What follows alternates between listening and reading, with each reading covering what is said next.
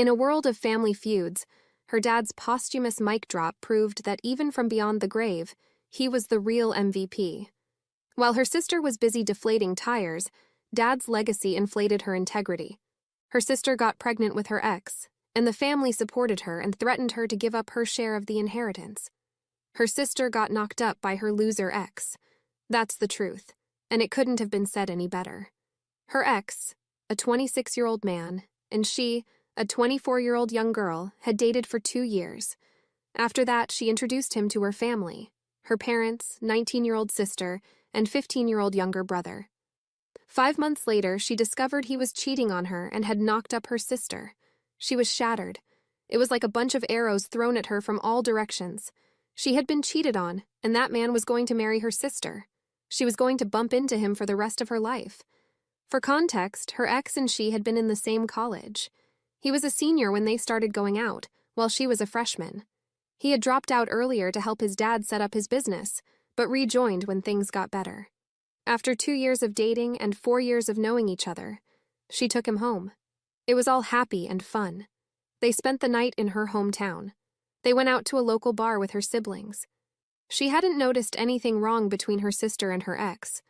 That was 2 years ago. Her sister was 17 then. They came back the next day and everything remained normal. Her ex and she weren't living together. He was living with his brother, while she lived with her college friend. That was better than living with her ex because his work involved travel. He also used to travel to his hometown often to oversee his dad's business. She told her parents about the betrayal and they freaked out. Her mom slapped Rosie hard on her face. Rosie had always been a troublemaker. She dropped out of school at 14, ran away from home twice at 15, and now got knocked up by her sister's boyfriend at 17. She hadn't told their parents yet, but when they found out, they immediately took her for a scan. It turned out she was 7 weeks pregnant. She confessed that her ex used to travel 2 or 3 times a month to meet her, and they used to spend the night at a hotel. The cheating broke her soul. First, she was cheated on by 2 very important people in her life. Second, she was in a serious relationship with her ex. She had never had a boyfriend before.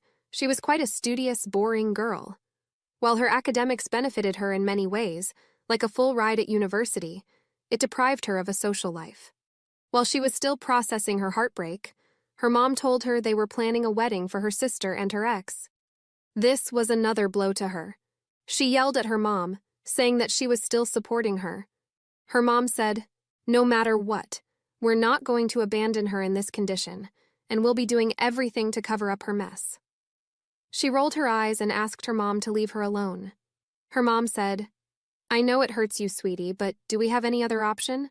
We can't get rid of the baby. It's a sin. We can't let the baby grow up as a bastard, can we? We have to get them married. I've spoken to his parents, and they're flying down this weekend. She's yet to show, so we can have it in the church instead of a hush-hush city hall wedding." She stood up and started packing her stuff to leave. She couldn't just stand there and take all the BS they were putting up. Her mom stopped her and said, "You can't leave. It's your only sister's wedding." She was furious. How could her mom even ask her to attend that wedding? The person who slept with her boyfriend. Her mom said, "That was in the past. In the present situation, she's your sister and you have to attend her wedding because we don't want to answer people who question your absence." She was like, "Really, Mom? Your teenage daughter got knocked up by her elder sister's boyfriend, and you're worried that people are going to question my absence at her wedding. You need to align your priorities." Her mom said she didn't understand these complexities. In her eyes, her ex was now her sister's would-be husband, the father of her child, and her brother-in-law. What is the F? It made her sick to the guts. She said, "I'm not going to give in to her pressure, and I'm leaving." Her mom called up her dad and asked him to rush home and knock some sense into her. She was about to leave before her dad arrived. She said, "If I leave, you're going to abandon me, and I should never show my face to them, even if they die." She said, "Sure. If you're going to support your low-life daughter over me, then I'm cutting you all off for my life too, and you should never contact me either." On the wedding day, a lot of friends and family called and texted her, asking why she didn't show up at her sister's wedding. She didn't answer any of the calls. One of her cousins, who was close to her, told her that her parents, especially her mom, told everyone that she didn't attend the wedding because she was jealous that her younger sister was getting married while she was still single. Her blood boiled on hearing this.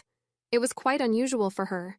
She went to Facebook and wrote a detailed post describing how her sister got knocked up by her boyfriend and how her parents were getting them married to cover everything up. She attached her pictures with her ex in the post to prove her point. Her phone blew up after that. Her parents sent her threatening messages to take down the post. She took it down, but after a week they said she brought shame to their house. To cover one lie, they said another lie, that she made a false allegation out of jealousy because her ex found her sister more attractive and fell in love with her. Could you imagine the level of toxicity? She swore to never see their effing face again in life. That was 2 years ago, and since then she's been no contact with them. She's in touch with her brother, though. He contacted her after that and said sorry for not standing up for her. She told him it was fine. He was 13 then. He told her that her parents had put on a fancy wedding for her sister from their savings. They had even helped them settle down in the adjacent block. Her mom babysits for her son while she roams about with her friends. Yesterday, her brother called her out of the blue. She was in a meeting, but she rushed out to take it. They talk over chats and hardly on calls, so this had to be urgent. He told her that her dad had passed away. She was distraught. She hung up the call and took the first flight to her hometown. She came here, but she didn't know where to go. Her mom had asked everyone not to inform her because she didn't deserve to attend his last rites. She was still holding up the grudge against her. She checked into a hotel because she could not go home to her cruel mother. Her brother told her that the funeral date was yet to be decided, but it was mostly tomorrow or the day after. She hadn't told anyone that she was there. She didn't know if she should visit her house or not. I mean, her family was still bitter about her, given her situation. What do you guys suggest? Nothing says family values like sweeping scandal under the rug faster than a cheetah on Red Bull. And then there's your mom, playing the part of the drama queen, casting you as the villain in her little soap opera fantasy. I mean, seriously, accusing you of jealousy. It's like blaming a firefighter for starting the fire. But hey, kudos to you for dropping that truth bomb on Facebook. Sometimes you've got to fight toxic with toxic. And right, as for your parents' threats, well, it sounds like they're more worried about their precious reputation than actually facing the truth. Now, about your dad passing away. That's a tough one. On one hand, you probably want to pay your respects and say your final goodbyes. On the other hand, walking back into that viper's nest of a household might not be the healthiest move for your sanity. But hey, you've got your brother on your side, and that's something. Maybe you two can stick together and weather the storm, one dysfunctional family moment at a time. As for visiting your house, well, let's just say if you do, bring a hazmat suit for all the toxic vibes floating around. But hey, you do you. Just remember, sometimes the best revenge is living well, far away from all that craziness. Update 1. Thanks for all the support. She felt so relieved to talk to you guys on DM. Some of you commented that she was scared that her family would gang up against her, and that's why she wasn't going. You guys were right. She was apprehensive that they would knock her out. She couldn't fight them if they ganged up. And obviously, she didn't want to put up a fight in front of her father's dead body. Somehow, she gained the courage and told her brother that she was in town. He insisted that she attend the funeral and that he would be there for her if something of that sort happened. She said thanks for the protection, but she thought she could manage. She didn't do anything wrong that she needed to hide, so she showed up at the funeral. Her brother was waiting for her. They hugged each other and cried. Her mother and sister gave her looks. Her sister yelled at her brother. "Why did you call her?" He yelled back. "He was all of us. Dad and I had the right to attend the funeral." Their point was that if she had sworn to cut them off from her life, then she shouldn't be allowed to attend his funeral. Her sister almost chased her out, but her uncle and her brother stood up for her. She saw her ex standing in the corner, holding his son and watching the drama. Her dad might not have been the best person out there, yet he was her dad, and watching him lifeless was the most emotional moment of her life. She broke down, but no one except her brother was there to console her. She was about to leave after the funeral when her dad's lawyer told her to visit his office the next day for the will reading. She said she wasn't interested, given her past relationship with her family. She wasn't hoping for any good from his will. He said her dad left her a letter which got her curious, and she decided to stay. The next day, she showed up at the attorney's office with her brother. Her mother came charging at her, asking why she was there and asking her to leave. They called her names and said she was just there for her dad's money. She said she didn't need the money. Her dad had left her a letter. She was there to collect it. They could keep the money. Her mom said she knew what was in that letter. He wanted to tell you that he was disowning you. He hated you for shaming the family publicly. She cursed herself for showing up just to get humiliated. Thankfully, the attorney came and relieved her of their taunts. He started reading the will, which her dad had modified last year. The house in which they lived was always in her mom's name, so she got to keep it. His savings and insurance money went to her mom for her survival and the retirement house.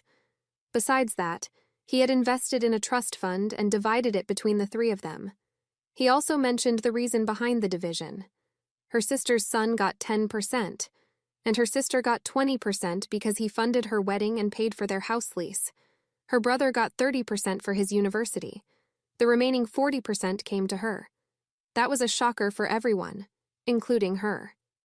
The reason he mentioned was that he didn't fund her education. She got a complete scholarship from the university. After she got the job, she helped him pay the house mortgage for over 2 years. Hey, pause for a moment. Would you care to support us? Like this video and subscribe for more. Now let's dive back into the story. Her sister flipped out that she got double her share, though her father mentioned the reasons very clearly. She said it was unfair. She repeatedly asked the lawyer if it was the updated one because her dad wanted to disown her. The lawyer said that her dad had left a letter for her, which he wanted him to read in front of everyone. The letter read, "Dad was proud of you that you were able to make such a good career for yourself, and that he never had to worry about you. He said he was sorry for not standing up for you and giving in to Mom's pressure and manipulation. He mentioned a few other moments of your childhood and growing up that he cherished. He asked you to take care of your brother. He said he wished to post this letter himself, but he didn't know your address. He hopes to talk to you before you get to read this letter, and he tells you everything in person." She had read that letter at least 100 times after that day, and it still made her tear up as she wrote this. Her sister and ex left the room midway when the letter was read. Her mom remained there and cried. She cried like a toddler, hugging her baby brother. She had the return flight in the evening, but her brother insisted she stay. So she had been there for a week now, meeting her brother over brunch and dinner. They just talked and caught up about life and random things. He was finishing high school this year and planning on moving out for grad school. Honestly, she was worried about him. After she was gone, her mother and sister might target him for supporting her. But he said he was grown up to handle any crap they threw. She was going back tomorrow. She would update if anything developed. Else, this was the end. Looks like Daddy Dearest had a few secrets up his sleeve, huh? First off, props to you for braving the lion's den and showing up at the funeral. Sounds like your sister was ready to throw you to the wolves faster than you can say inheritance drama. And speaking of drama, that will read was like something straight out of a movie. Your sister and ex storming out like they just realized they left the oven on. Classic. But hey, looks like your daddy had your back in the end. That letter. Pure gold. It's like he dropped a truth bomb from beyond the grave, setting the record straight and giving you a little piece of closure in the process. And your brother sounds like he's got a backbone of steel, moving out for grad school and standing up to mommy and sis. That's some next-level sibling solidarity right there. Update 2. It's not over yet. Looks like her sister and ex got no chills, so she came back from her hometown after a week and found a notice in her mailbox. Her sister had challenged her dad's will in court, saying that there was a typing mistake by his lawyer. They were claiming that her dad had given her 50% of his assets, but the lawyer had made the mistake. She contacted her dad's lawyer and sent him the notice. He said they couldn't do anything about it because her dad had signed the will in his senses in front of the attorney and witnesses. Apart from that, her dad had mentioned the reason behind the division, so it was a no-brainer. He said that the judge was going to dismiss the case as soon as he read the will. That's what happened. The asset was divided as per the will. The case was closed. She thought they were done here, but no. Emotional manipulation was on the way. Her mom called her. She was crying over her dad's death. She said sorry for cutting her out of her life. After she was done shredding her tears, she asked her how she was doing at work and what was new in life. She said work was fine and so was life. Regular. She asked if she got the promotion since she had been working for so many years now. She got curious and asked why she wanted to know this. She said she was equally proud of her as her dad, that she was excelling in her career and doing so well for herself. She said, and... Her mom muttered, well, you know your sister couldn't complete school and got pregnant at a young age. She couldn't have a career like you, and she's pregnant again. They're surviving on just one source of income, so I was thinking, why don't you be a bigger person and give your share of the asset to her? Well, you can't deny that your dad was being unfair and giving her only 20% while you get double. She stopped her right there. First of all, it's not that she couldn't complete school. It's rather she didn't complete school and dropped out. And you still consider that Dad was unfair when Dad mentioned the reason for his asset division. I paid the mortgage for 2 years at the house in which you are living. It's not my problem that my sister is surviving on one income. She made that choice. She should have thought about her husband's income before skipping protection for the second child. And yeah, how could we forget about getting knocked up for the first one? Her mom lost her mind at this. She was mad that how could she even say these words in front of her? She was like, I just said your princess did all of this. Why did you lose your mind at her? But I see you're still coddling her like an infant. Her mom called her mean and jealous of her sister. She was having a family while she was still single, and that's why she was trying to hurt her financially because she couldn't beat her in any other aspect. She said, sure, whatever you think. I'm done reasoning with you folks. Guess you don't have enough brain to understand my point. Probably that's why you get better with your 6th grader loser daughter. She hung up the phone, saying she was spitting poison and that she was still that vindictive witch that she was 2 years ago. Do you guys think she should give up her inheritance just because her sister is mindlessly expanding her family without financial planning? Looks like the circus tent's still standing, and the clowns are still juggling their drama balls. First off, kudos for holding your ground against the emotional manipulation brigade. Your sister dropping out of school and popping out babies like a Pez dispenser doesn't exactly qualify as a resume for the Fortune 500, does it? And mom's little guilt trip, classic. Why don't you be the bigger person and hand over your share? Yeah, because nothing screams fairness like rewarding irresponsible life choices with a big fat inheritance check, right? But hey, let's not forget the real gem here. Jealous of your sister because she's married and you're single. That's like saying you're jealous of someone because they got food poisoning and you didn't. Talk about a messed up comparison. So, should you give up your inheritance? Heck no. You earned that fair and square. Your sister's financial misadventure shouldn't be your burden to bear. Stick to your guns, keep that inheritance, and let the circus continue without you. Update 3. Here's a new update. Almost a month after the last phone call with her mom one morning, she was leaving for work when she saw her car tires were being slashed. She thought her neighbor's child pulled this prank, so she hailed a taxi and went to work. Meanwhile, she called the car service company to get the tires fixed. They fixed it and sent her the pictures. However, when she came back in the evening, she saw the tires were slashed again and her car was painted piggy. She saw the other cars parked nearby, and all of them looked fine. It couldn't be a coincidence that the children were targeting her car unless she did something wrong with them. She didn't remember having any encounters with any children in the neighborhood. She went upstairs to find a note in her mailbox. Give me my share or else I'm going to make you suffer every day. She immediately called her lawyer and told him about the incident. He asked her to change the locks of her house, install a camera outside her apartment, and check the footage of the camera installed in the basement. She informed the chairman of the apartment and asked him for the camera footage. She reviewed it. She saw a woman wearing a long, oversized coat and a big hat entering the basement in the early hours of the morning. Unfortunately, nothing else got captured because the camera angle didn't cover the area where her car was parked. The same woman again entered the basement in the late afternoon, but there was a man with her, with his face fully covered. She knew it was her sister and her ex since she didn't have any concrete evidence against them. She couldn't report them. 2 days later, she came home to find someone had broken into her house through the window. It had to be her loser ex, because her pregnant sister couldn't climb on someone's window to break open hers. Nothing was stolen, but he brought down the house to ruins. The curtains were pulled down, the pillows were torn open, her clothes were cut down like confetti, and the china sets were broken into dust. She couldn't explain how terrible she felt. It wasn't about the money. Her house was insured, but you understand the hatred they had for her. This called for a police complaint. The cops came and made a note of everything. They asked if she doubted anyone.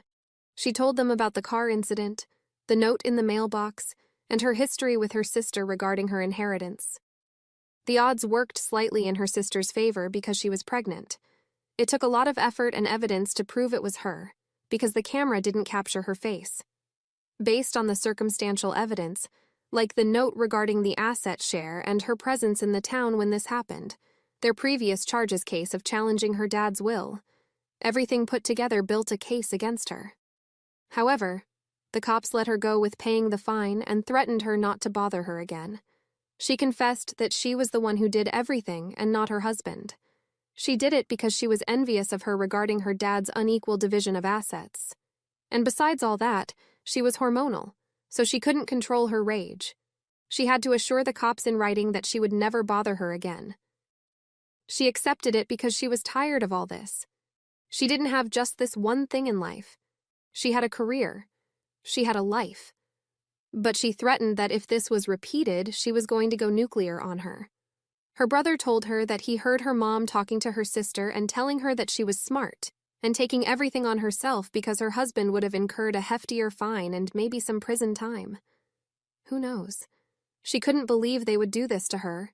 It hurt to think that she never did anything wrong to them, yet she was getting this kind of treatment. It made her wonder if there was any karma. If yes, then how do these kinds of people can escape that? Yikes. Nothing says justice served like a stern warning and a gentle tap on the wrist. As for karma, well, who knows? Maybe it's just taking a smoke break, sipping a cocktail on a beach somewhere, waiting for the right moment to come crashing down like a cosmic wrecking ball. In the meantime, keep your locks changed, your camera rolling, and your sense of humor intact. After all, when life hands you slashed tires and broken windows, sometimes all you can do is laugh, preferably while sipping a stiff drink and watching from a safe distance. What would you do?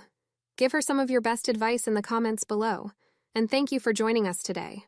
Also, be sure to like and subscribe and hit that notification bell so you don't miss out on our next video. See you soon. Let's conclude the story shortly. In the end, she chose to move on, to build a life for herself, free from the toxicity of her family. She learned to prioritize her happiness and well-being, refusing to be dragged down by their drama. She found solace in her brother's support and the strength to stand up for herself. The inheritance, while a surprise, became a symbol of her father's silent approval of her choices. It was a reminder that she was worthy, even in the face of her family's disapproval. Her sister's actions, fueled by jealousy and a sense of entitlement, only solidified her decision to cut ties. The legal battle over the inheritance, while stressful, ultimately served as a final act of closure. It was a clear demonstration of how her family's values differed from her own. The story ends with her moving forward, stronger and wiser. She learned that family isn't always about blood, but about the people who choose to support and uplift you. She discovered the power of standing up for herself, choosing her path, and finding peace amidst the chaos. She may have lost her family, but she found herself, and that was a victory worth celebrating. After experiencing the full journey of our story, we'd love to hear your thoughts. How did the story resonate with you? Don't forget to like, subscribe, and stay blessed. Thank you for watching, and see you in the next story.